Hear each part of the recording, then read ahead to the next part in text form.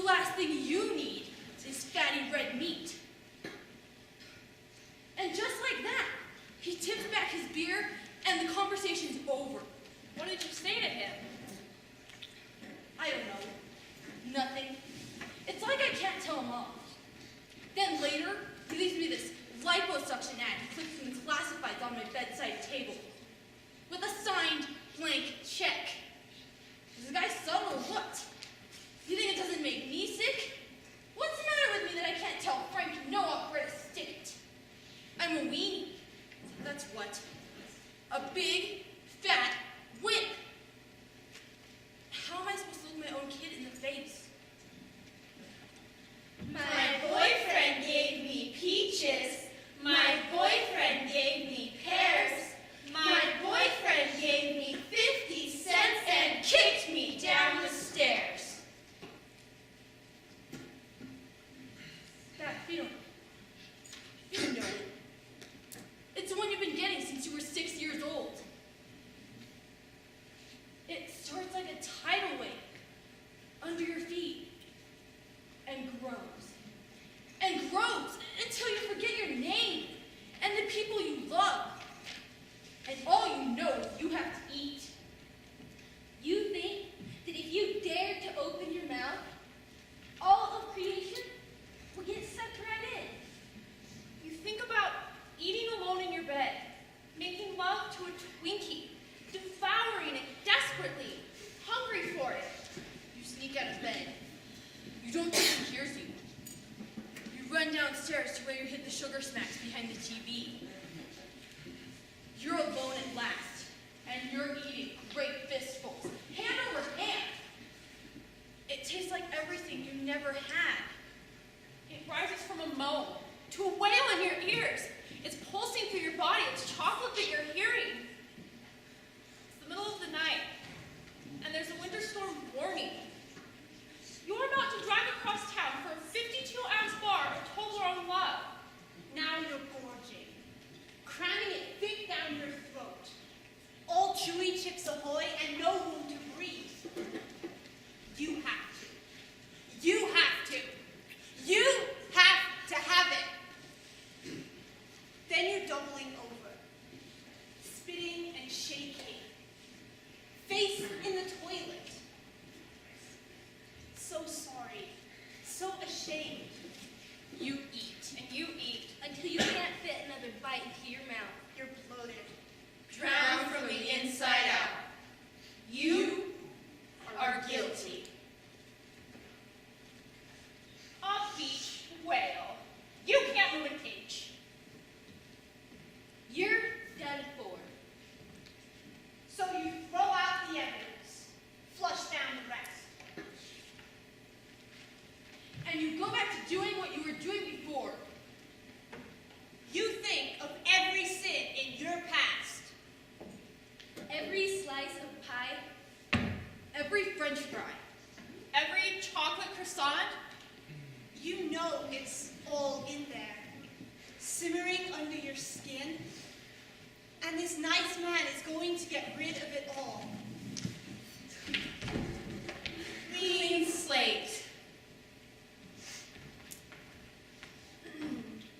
In defense of my thesis, images of women in Cold War and post-Cold War era media, self-denial and self-esteem. Once again, I would like to refer you to both Kruger and Wolf, as well as to Baudrillard's discussion of the hypnotizing image. In conclusion, I would like to emphasize my belief that this and related subject matters are pertinent, if not crucial, to our postmodern society.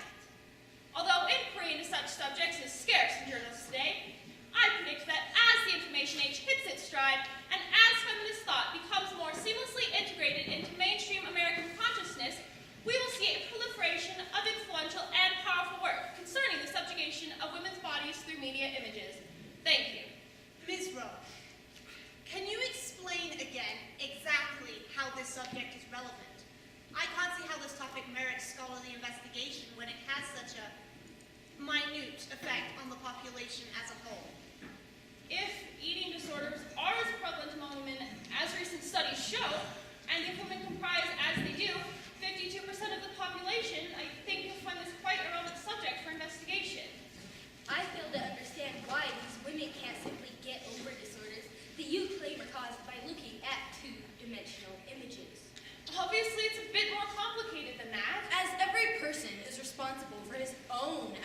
about himself, it should be a simple matter for one to alter his image of self, should it not?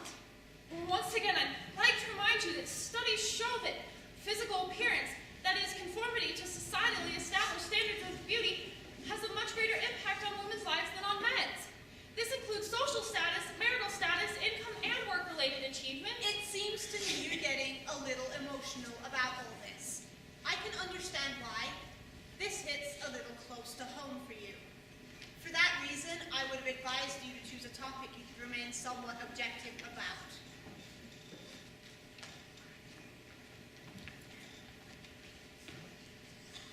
My husband has a theory. He's figured it out. Seal! My husband says to me, Seal, can't you see yourself in the mirror? I say, yeah. Seal! He says, so why don't you do something about it? It's for your own good, he says. You know about the heart failure and brain tumors and amputations, but how many times have I got to tell you what really happens to girls who get too big? Celia! Honey. Honey! He says fat girls go crazy more than thin girls do. Girl, where did you get to now? It has to do with metabolism, he says.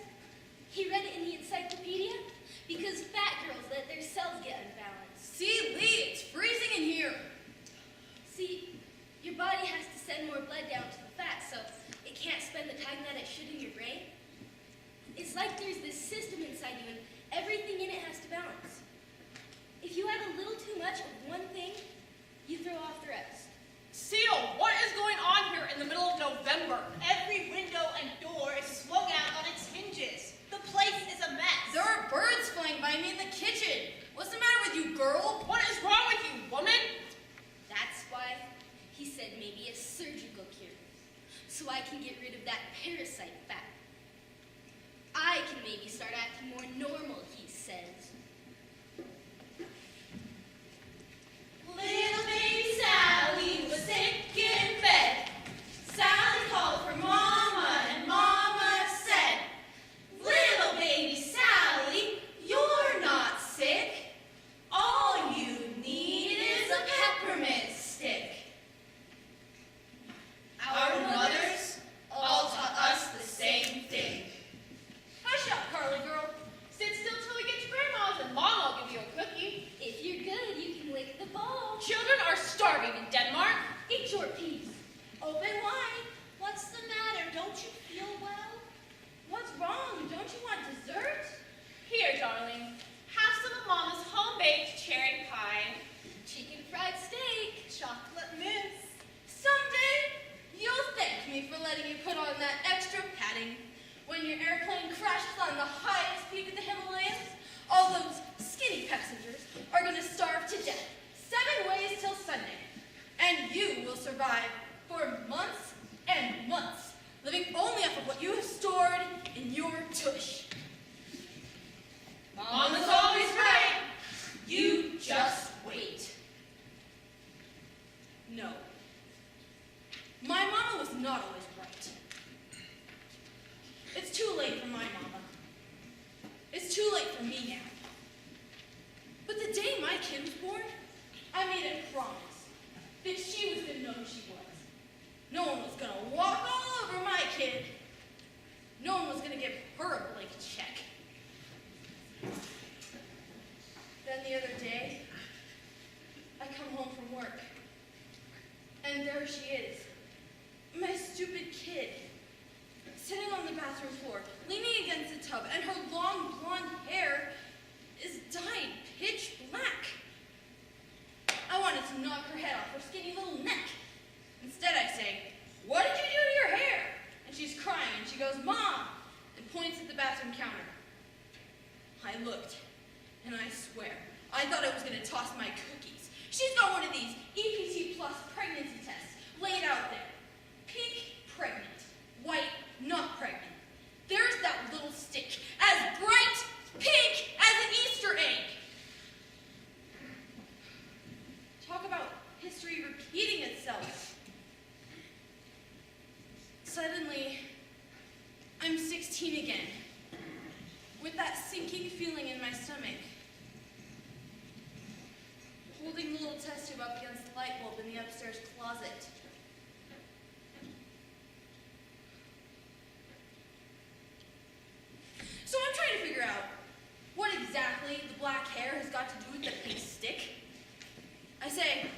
is that or is that not an EPT plus pregnancy test? And she nods. So I say, is that or is that not a pink stick you got there? And she says it's pink. I say, so you're pregnant. So you dyed your hair black? She starts sobbing and wailing, and she goes, I knew you wouldn't understand. You never understand anything about me. And she bangs past me and stomps down the hall and slams the bedroom door behind her. I'm thinking, what's to understand? You're totally nuts. There I am, alone in the bathroom. The place looks like a tornado hit. I'm thinking, what happened? I thought only fat girls didn't know what they were doing. My kid's gorgeous. Why didn't she stand up for herself? She's got no spine.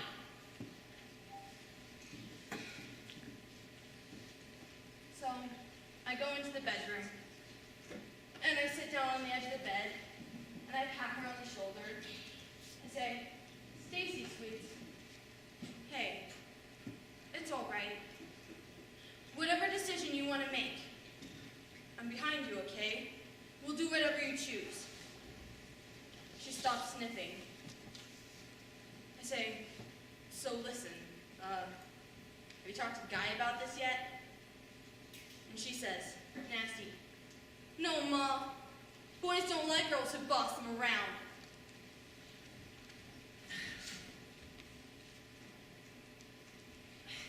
Like my friend Michael.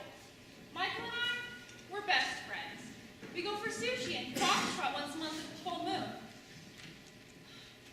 The thing is, all of our conversations go like this. Michael tells me about his love life. I support him. Michael whines about his girlfriend. I console him, I hug him, I make him tea. And recently, I found myself possessed with rage absolutely every time I lay eyes on him. Because I am so very sick and tired of being everyone's warm and fuzzy sounding board. I want to be a full-blown feminine threat right now. However, one half of me, Steve, won't take no for an answer. This me's gonna go out there and take the corporate world by storm if that's what I decide I want to do, or climb mountains, or pump gas, or write for TV, or become a stockbroker if I happen to feel like it. I do not need male approval to achieve my life goals, like a fish needs a bicycle and so on. But I just can't ignore my pathetic other side. It's so whiny and needy inside of me. I yearn for human touch. It's embarrassing. Sometimes all I want is to be looked at, admired, soothed, and caressed. I still want the power, and I still want to make money. But the thing I want most right now is for some person to love me. First, I hate myself for it, and then I forgive myself lovingly, and then I yell at myself for going soft. Then I cry usually and get stolen and scowl. Stomp around the place dropping dishes. I scream, Sabine, you're contributing to the undeclared war against women. How could you? How dare you? You ought to be shot. And then, I usually have a marshmallow sundae to calm myself down.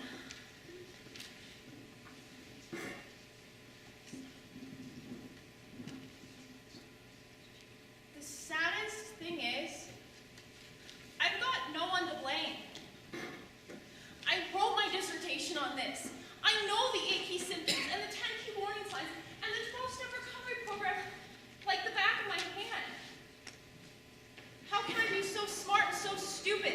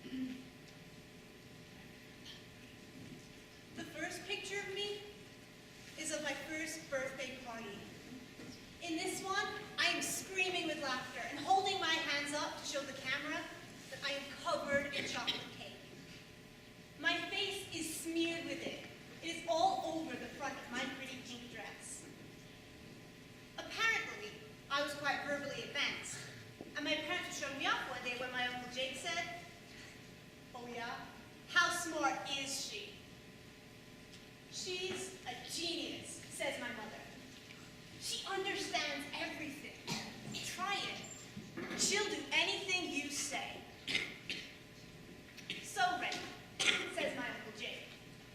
Smush that chocolate cake all over your face, sweetheart. Will you do it for me? And I did it. Of course, because I was just that small. And I ruined my dress, and they took a picture of me humiliating myself when I was 12 months old. For a while, there's an absence of photos. When Tommy's no longer little girl cute. Mother hides me at family gatherings. I always seem to end up behind pieces of furniture. So, we have no extant record of the long years of wanting. Of wanting and being denied. Reaching for bread and peanut butter and having Slim Fast thrust into my 12-year-old fist. Mother says no. I am putting my foot down. She's putting her foot down, I see. And I see that to want and demand things is bad. And finally, when I want nothing at all, when I finally want so little, I can barely get up in the morning. My head feels like a 10-ton brick on my shoulders, my knees buckle, walking from class to class. When I want so little, the gentlest sounds scrape my ears, and my skin is sore, and my hair falls out. Finally, my mother pulls me out from behind the Chase Lounge and says, "This is my daughter, Rennie. This is my wonderful, beautiful daughter." Out comes the camera. The pictures reappear, all the while Mother says, "Sweetheart, you're beautiful. You really do glow." In this one, I'm standing outside my own house, in a hideous dress that I do not recall choosing. And man, am I glowing. My smile is about this wide on my face, though I don't know what I'm smiling about because Andrew Marino has his hand on my back. My mother is still snapping pictures, and there he is, slinking his hand up my dress. Later, we are in the dark, and he is breathing so hard he is fogging the windshield. And I say to him, "Andrew, no!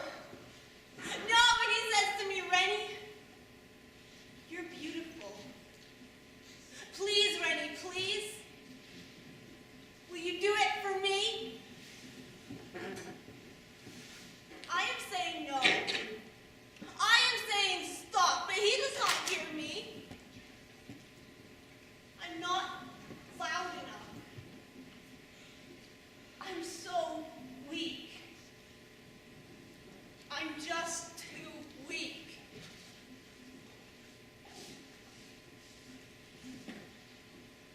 In this one, my mother is getting remarried. She is a vision in indigo organdy. She looks half her age. Her husband's in real estate. But heavens, where is Rennie? Rennie is wearing an attractive off-white linen pantsuit. But she is not in her place at her mother's side because she is in the parish hall kitchen devouring the 3-foot-tall cake meant to serve 180 guests. It was just so pristine, floating there, no one to guard it, no one to witness. I ate, and I ate, and I ate it all up until there wasn't one crumb left. Not a single frosted rosette. And I held that whole cake inside my body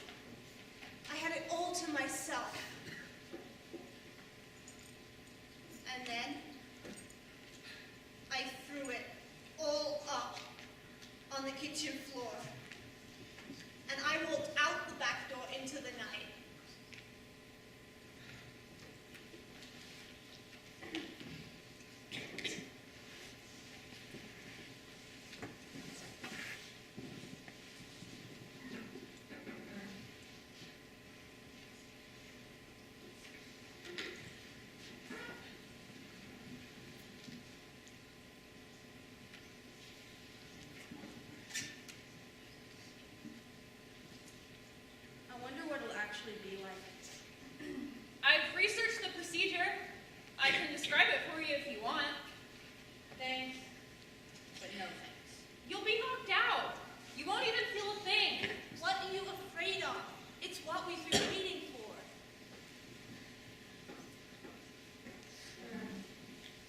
It starts with the girl. Maybe 6, maybe 7. Looking down at herself. Seeing how horrible she was. How gross, like a monster. She didn't look anything like the other kids from 4-H. They were all skinny as rats. In summer, all kids went to scouting, but nobody had marks on them like I did. Like Seal. Seal had some scars. The first one came when I was 6. I'd split open my knee climbing through barbed wire, and Mama drove me to the hospital to get the thing stitched up with ugly dark red. That's how deep it was. But I took those stitches out with scissors when my mom got home. I told her they came out in the back, but I could tell by the way she looked at me sideways. She didn't believe it. By the time Labor Day rolled around, my leg looked like it had been caught in a thresher. After that, she just seemed to find them. Seal, these cuts in her skin, these holes. Some she put in there herself with the kitchen knives, or shears, or all Daddy used. Mama didn't know what to do with the girl. At first, she just folded her arms like so across her chest. What's happened to the backs of your feet, she asked. What are you doing to yourself, silly? Why would you want to do such a thing to yourself? I wanted to take myself completely apart. I had dreams of my body parts spread out in the yard for everyone to see. All the way through high school I did it. At night when no one was looking. After my shower when the skin was still soft. It was my thing to know. Then one day, my husband found me on the bathroom floor. Busted in without knocking. After that, he kept watching me, keeping track where I went. I tried to lay still, I forgot things. Left them to burn on the stove. My husband paced around the house and slammed the door on his way out. He accused me of letting the heat out in the winter, letting animals in, stray cats and birds. So I needed a final solution. Get rid of all the flesh at once.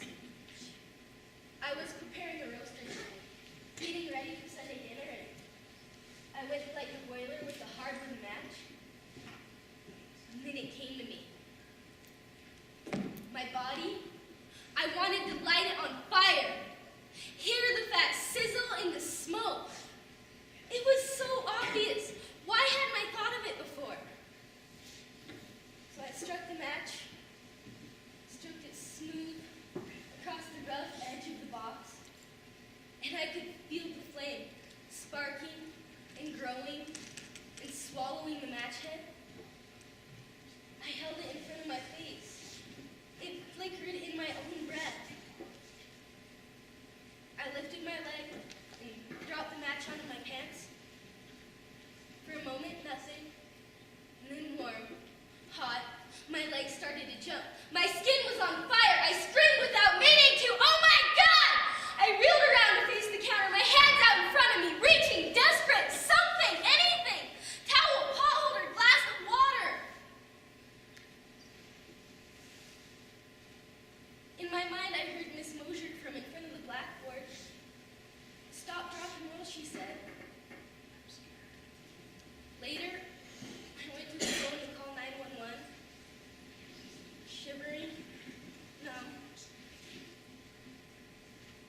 I caught fire, I said calmly into the phone.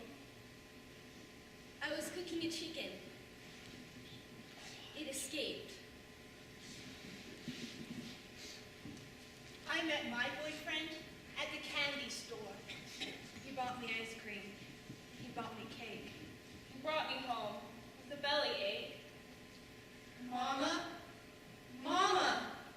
I feel sick. Call the doctor.